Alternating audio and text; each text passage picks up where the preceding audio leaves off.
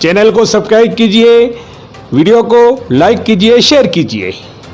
एकता समाचार की विशेष प्रस्तुति मेरा वार्ड मेरी सरकार में आज आपको मुलाकात करवाते हैं सागवाड़ा नगर पालिका के वार्ड नंबर 4 के भाजपा उम्मीदवार रविंद्र कुमार जैन से। सागवाड़ा नगर पालिका के सबसे मुश्किल वार्ड से चुनाव लड़ रहे रविंद्र कुमार जैन के सामने इस वार्ड को भाजपा के पक्ष में करने हेतु बहुत बड़ी चुनौती है, क्योंकि इस वार्ड से कांग्रेस पार्टी के जिलाध्यक्ष दिनेश खोड़निया के भाई नरेंद्र खोड़निया चुनावी मैदान में है, जिन्हें कांग्रेस पार्टी पहले से ही सागवाड़ा नगर पालिका का चेयरमैन बनाने का निर्णय ले चुकी है। अब देखना ये है कि भाजपा उम्मीदवार रविंद्र कुमार जैन किस प्रकार की रणनीति बनाकर कांग्रेस से ये वार्ड छीनकर भाजपा के पक्ष में करते हैं। चुनाव का बिगुल बज चुका है। आज हम आपको एकता समाचार के माध्यम से ले चलते हैं सागवाड़ा नगर पालिका के वार्ड नंबर 4, जहां पे उम्मीदवार जैन साहब हमारे यहाँ पे चुनाव लड़ रहे हैं।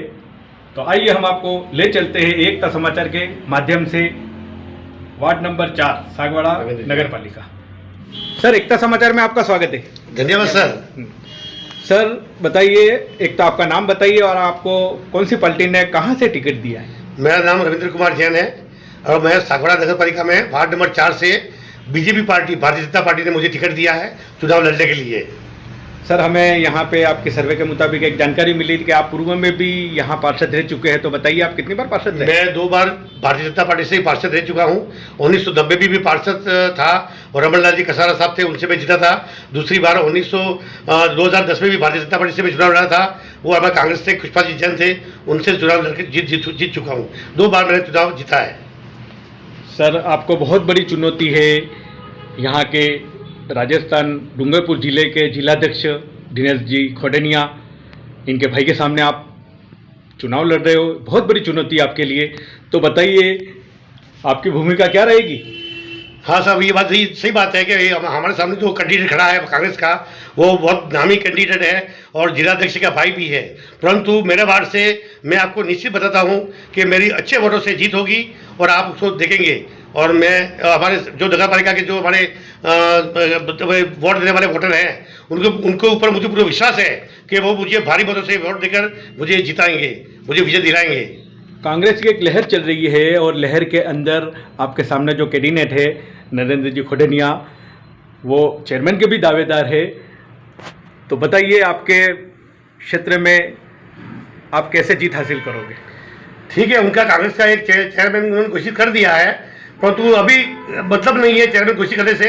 जब तक अपन पार्षद का चुनाव जीत नहीं जाते, उसके पहले चेयरमैन की कोई बात करनी नहीं चाहिए। जुड़ने के बाद इसके बाद भी अपना बोर्ड बनना चाहिए और बोर्ड बनने के बाद ही मालूम पड़ेगा कि चेयरमैन कौन बन सकता है और कौन नहीं बनता है। तो मैं कभी भी चेयरमैन के लिए इसलिए बात नहीं करूंगा, परंतु मुझे विश्वास है कि मैं वार्ड नंबर 4 से मैं भारतीय जनता पार्टी को भारी मतों से मैं विजय दिलाऊंगा। सर, आप जीत जाते हो तो आप आपके वार्ड के लिए क्या करोगे? मैं जीत जाता हूं तो मेरे वार्ड के लिए सबसे पहले मैं एक पानी की कॉलोनी में चारों वार्डों के लिए पानी की बहुत समस्या है, नल की, तो उसके लिए मैं एक टंकी बनवाऊंगा। पहली प्राथमिकता रहेगी जो चारों वार्डों में हमारे काम लगेगी। दूसरी प्राथमिकता हमारे रोड जो खराब भी हो रहे हैं, अभी सभी रोडों की व्यवस्था कराऊंगा, नालियां नहीं बनवा दूंगा और स्ट्रीट लाइट जो रोड लाइटें हैं उनको सुधार में परमानेंट सुधार होता रहेगा।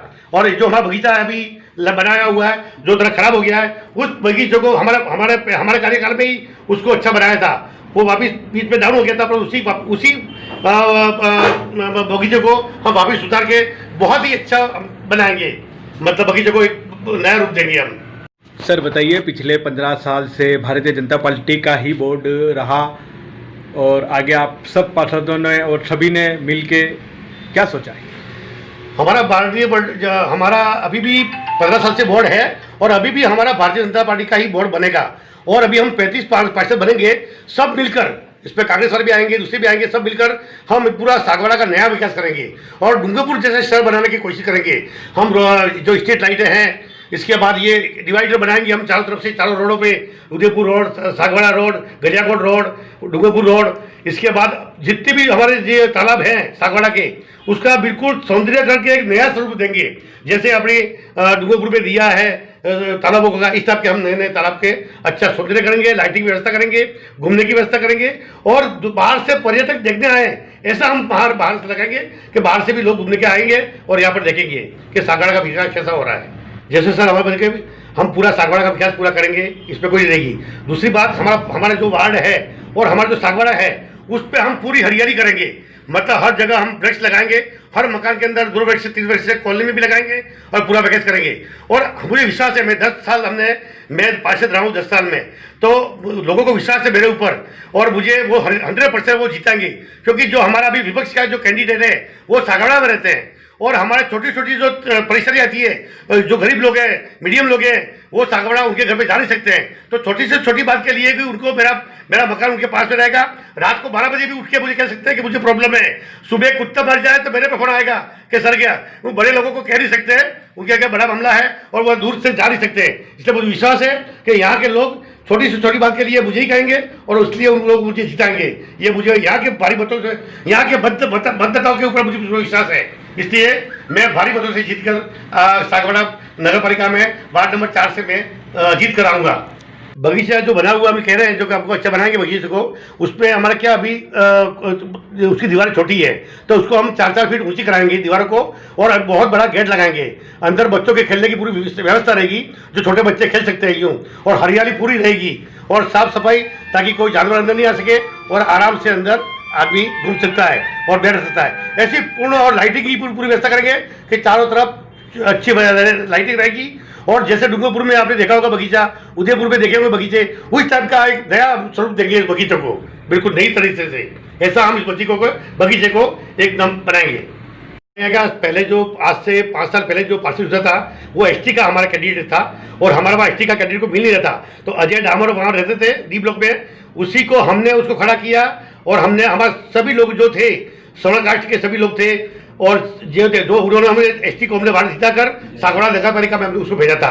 इसलिए हमारा ऐसा नहीं है कि हमको बीजेपी से वोट नहीं मिलेगा, ऐसा नहीं है। हम भारतीय जनता पार्टी से परमानेंट आते हैं, जिताते हैं लोगों को, चाहे कोई भी वार्ड हो। और अजय भाई भी अच्छे वोटों से जीत के वार्ड नंबर 4 से, उस समय वार्ड दूसरा था, शायद 3 नंबर था वार्ड नंबर, और भारी मतों से विजय होके वो सागवाड़ा नगर पालिका में गए थे। हमारे छत्तीसगढ़ में ऐसा नहीं कि छत्तीसगढ़ में सभी छत्तीसगढ़ में आ गई। हमारे यहाँ पर निर्णायक वोट जो बीजेपी के भारी परमानेंट बीजेपी है, जिसमें टेलर समाज, दर्जी समाज कभी भी कांग्रेस को पार्टी को वोट नहीं देती है, वो हमारे बीजेपी भारतीय जनता पार्टी को वोट देती है। निर्णायक में हमारे जैसे दर्जी समाज है, राजपूत समाज है, बुधकर समाज है, एसटी समाज है, यादव समाज है, वो सभी वोट हमारे ये वार्ड नंबर 4 में हैं और वो सभी निर्णायक वोट हैं। उन्हीं मतदाताओं से, साथ में शरणों के सभी वोटों मिलके ही हमको भारी मतों से विजयी दिलाएंगे। हमारे यहाँ पर जो मैं कैंडिडेट खड़ा हुआ वो जैन से हूँ और सामने वाला भी जैन कैंडिडेट ही है। हमारे यहाँ छत्तीसगढ़ में ऐसा नहीं है कि कोई जैन ही हमारा रहता, ऐसा नहीं है।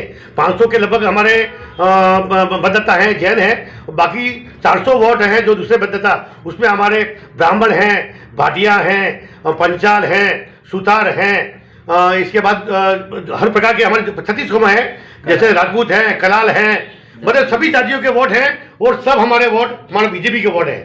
ये सब बीजेपी गढ़ है हमारे, वो कितना भी हो जाए वो वोटर बदल नहीं सकते हमारे, चाहे दूसरे बात भी कितनी भी आ जाए पार्टियां, पर वो सभी लोग हमारे हैं। और मुझे जैन भी वोट देंगे और अगर अन्य पार्टियां भी जाती हैं वो भी मुझे वोट देगी और सभी से मिलकर मुझे जिताना, उन सभी जातियों से मिलकर मैं जीतूंगा। अगर जैन समाज से जीतूंगा ऐसा मेरा कोई ऐसा प्रावधान नहीं है, मुझे हर प्रकार के लोग देंगे, सभी जातियां मुझे वोट देगी और भारी मतों से मुझे विजय दिलाएंगे।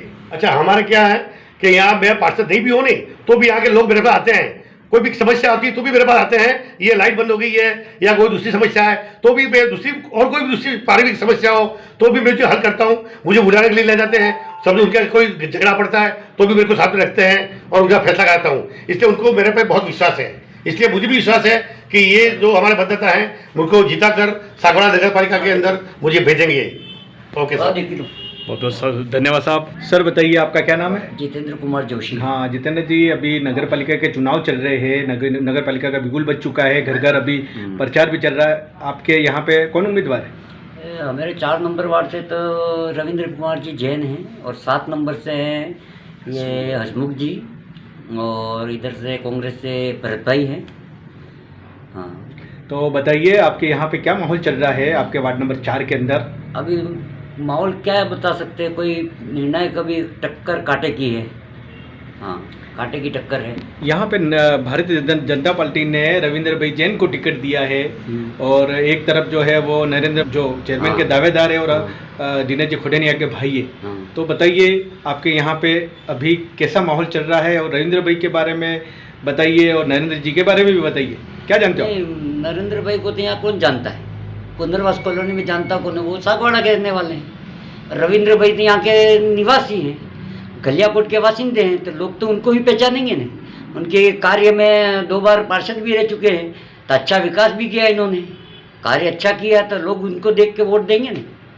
वोट तो इनको देना ही है, तो कार्य को देख के ही वोट मिलता है। सर, आप कैसा पार्षद चाहते हो अभी नगर पालिका चुनाव में? हम तो ये चाहते हैं कि विकास होना चाहिए, काम होना चाहिए। आज पुनर्वास कॉलोनी की ये मेन रोड पे डिवाइडर नहीं, एक्सीडेंट हो रहे रोज, 2 जंप होने चाहिए, 2 जंप आज दिन तक नहीं बनाए। एक यहाँ चौराया भी होना चाहिए, 4 रास्ते पड़ते हैं, इतने एक्सीडेंट हो रहे हैं, आज दिन तक नगर पालिका ने कभी ध्यान नहीं दिया हो। हमने कई बार लिख के भी दिया है, पर ये ऑब्जेक्शन में उठाना चाहता, ये ज़रूरी होना ही चाहिए। और एक पुनर्वास कॉलोनी एक पानी का प्याऊ होना चाहिए बस स्टैंड पे, ना बस स्टैंड का ठिकाना है। सर, हमारे यहाँ एक तो पानी की बहुत प्रॉब्लम है, पानी आता नहीं है सही टाइम पे। एक तो पानी की टंकी ज़रूरी है, एक ये रोड की भी प्रॉब्लम है, ये नालिया की भी बहुत प्रॉब्लम है, ये बहुत ज़रूरी। जो वोटर आते हैं हम तो यही कहते हैं भाई हमारा तो काम होना चाहिए, हमको पार्टी पॉलिटिक्स से कोई लेना नहीं है, हमको काम होना चाहिए, ऐसा वर्कर होना चाहिए कि जो काम करके दिखावे हमको, तो हम इसको चीज़ को आगे चलते हैं कि भाई हाँ भाई विकास हुआ, विकास होना चाहिए। विकास के बगैर कोई कार्य नहीं होगा। कोई मतदाता क्या सोचता है, हमारा विकास करेगा तो हम वोट देंगे, पर काम होना तो चाहिए ना, काम दिखना चाहिए आदमी को। बीजेपी के शासन में काम दिखा, ये अच्छा रोड वोड बने, ये आज लाइटें स्ट्रीट लाइटें लगी भी है, हम ना नहीं कह रहे कि नहीं लगी, ऐसी बात नहीं है, काम हुआ विकास। पर तो अब ये देखो, ये हमारे ये नगर पालिका द्वारा ये गार्डन का हुआ था, उसके अंदर देखो अभी व्यवस्था दुरुस्त हो गई एकदम से, इसको अच्छा करवाना है। कई कार्य है, कई कॉलोनी के अंदर कई समस्या है, उस समस्या का समाधान तो होना चाहिए। नहीं, समाधान बगैर कोई कार्य नहीं होगा। हम तो यही चाहते हैं कि कोई कार्य अच्छा हो और अच्छा कैंडिडेट विकास किया जाए, हम तो यही चाहते हैं। बहुत बहुत धन्यवाद।